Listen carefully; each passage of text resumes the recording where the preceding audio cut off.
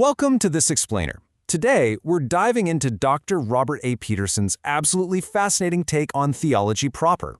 Specifically, we're unpacking his courtroom-style evidence for the true deity of Jesus Christ and the Holy Spirit. But, rather than just staring at dry facts, we're going to map this out almost like a movie set. Think of it as a cinematic theology. It's a really cool way to finally grasp the profound roles at play in the biblical narrative. Okay, here is the syllabus for our minds today. We'll systematically build our case across 5 acts. First, the deity of Christ, followed by historical denials. Then we'll bring in the supporting actor, explore why the Spirit is a person and not just a force, and finally, prove the deity of the Spirit. Act 1. The deity of Christ, union and devotion. We have to begin with the divine star of the story, Jesus Christ. Now, looking at our saving union with Him actually proves beyond a shadow of a doubt that He occupies a space only God Almighty can hold. Theologian David Wells drops a mic on this exact point, and Dr. Peterson highlights it to make this really profound logical argument. Think about it. It is absolutely senseless to say we are spiritually joined to a mere creature. You would never say you're saved by being in the angel Gabriel, right? Or that you died and were raised with the Apostle Paul. That's just absurd. So to say we are fundamentally united with Christ for our salvation inherently demands that Christ is divine. There is also this fascinating tension going on here between the already and not yet. The New Testament draws a really sharp line between the present age, which is characterized by evil and spiritual death, and the age to come, defined by resurrection and eternal life. Jesus inaugurated the kingdom. He essentially dragged the age to come right into the present age. And honestly, this is a massive, cosmos-altering transition that only God Himself could possibly orchestrate. And if you're still wondering, just look at how the New Testament treats Jesus when it comes to religious devotion. Set against the incredibly strict monotheism of the Old Testament, the New Testament amazingly commands these 4 types of devotion directly to Jesus. He receives literal worship. Think about Thomas calling Him, "my Lord and my God." He is the subject of doxologies and hymns. And people like Stephen in the book of Acts pray directly to Him. This conclusively proves he receives the kind of honor that is due to God alone.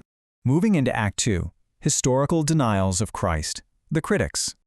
So Dr. Peterson kind of jokes in his lecture that theology professors absolutely love these esoteric, strange-sounding heresies, mostly because it keeps them employed teaching us about them.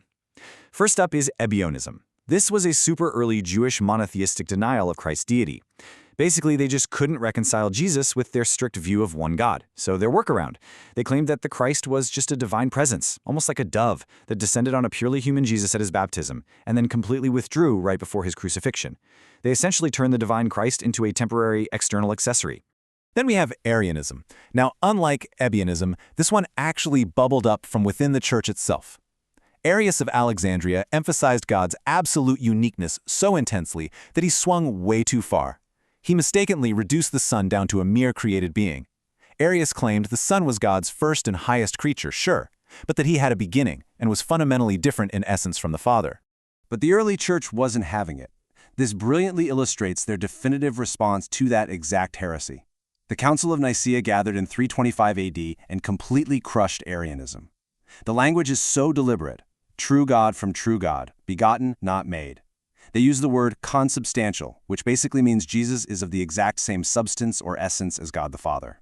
When you dig into Dr. Peterson's session notes, you realize the church rightly taught the deity of Christ for one incredibly simple reason. The Scripture so plainly does. Across all categories, whether we're talking about His miracles, the devotion He willingly receives, or His own direct claims, the biblical text firmly establishes His divine nature. Act 3. The supporting actor, the Holy Spirit. Shifting our focus from the Son to the Holy Spirit brings up a really fascinating contrast. If the Father, the Son, and the Spirit are perfectly co-equal, well, you might ask this very reasonable question: why is the material on the Holy Spirit so much sparser in the Bible compared to the massive amount of ink dedicated to the Father and the Son? Well, here is Dr. Peterson's cinematic answer to that puzzle. We don't believe in the Holy Spirit for our salvation in the exact same way we believe in the Son. God the Father is the director, Christ is the star, He's the one who literally died and rose again on the main stage. The Holy Spirit, meanwhile, plays the totally indispensable, yet intentionally less visible supporting role. The Spirit's job is to apply the salvation that the star accomplished, opening our hearts and uniting us to Christ behind the scenes. Act 4. Person, not a force. But this supporting role often leads to a massive misunderstanding. A lot of people wonder, is the Holy Spirit just an impersonal force, some kind of cosmic energy like the Force from Star Wars? Using a pretty powerful logical syllogism, we can map out exactly what makes a person. To be a person, you have to possess intelligence, a will, and emotion. Think about this. The Spirit knows the deep thoughts of God. He distributes spiritual gifts specifically as He wills, and amazingly, He can be grieved by our sin. Those are traits that belong strictly to a person, not a blind, impersonal force like gravity or electricity. Furthermore, just look at these ministries. An impersonal force cannot teach you a lesson.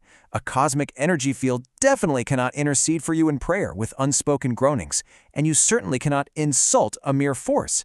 Yet the Holy Spirit performs all of these intensely personal ministries, proving He is a distinct person we can have genuine fellowship with. Act 5. Deity of the Spirit, the divine co-equal. So, having firmly established the Spirit as a distinct person, let's look at the definitive proofs of His absolute deity. The Spirit possesses qualities and performs magnificent works that are entirely exclusive to Almighty God. He is eternal. He searches the absolute depths of God's omniscience. He actively participates in the creation of the universe in Genesis. He has a direct hand in raising Jesus from the dead, and He literally indwells the believer. Now, being inside millions of believers at once, that is something only an omnipresent God can do. One of the most striking proofs is how the biblical authors actually use His name. The Spirit's name is completely interchangeable with God's name. In Acts chapter 5, when the Apostle Peter is rebuking Ananias for holding back money, Peter tells him in verse 3 that he lied to the Holy Spirit.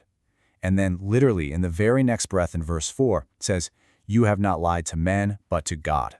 The Spirit is distinct from the Father and Son, yet completely equal. A perfect, vivid example is Jesus' baptism. The heavens open up, the Father speaks His approval from above, the Son is physically right there in the water being baptized, and the Spirit descends like a dove. All three are simultaneously present, totally distinct in their roles, yet beautifully unified in their divine purpose. Stacking the evidence even further, consider the foundational practices of the early church. In the Great Commission, Jesus commands baptism in the singular name of the Father, Son, and Holy Spirit. It would be straight-up blasphemous to include an angel or a human in that unified list. And in Paul's famous benediction, he places the grace of Christ, the love of God, and the fellowship of the Spirit perfectly side by side on equal footing. This Trinitarian unity completely undergirds all Christian ministry. As we wrap up this explainer, I want to leave you with a final provocative thought. We've mapped out the incredible evidence for the deity of both the star, Christ, and the supporting actor, the Spirit. So, how does seeing the true triune nature of this divine cinematic masterpiece change how you view your own salvation? It's not just a solo act, is it? It's a perfectly coordinated, fully divine rescue mission. Thanks for joining me on this deep dive. Keep exploring and keep asking great questions.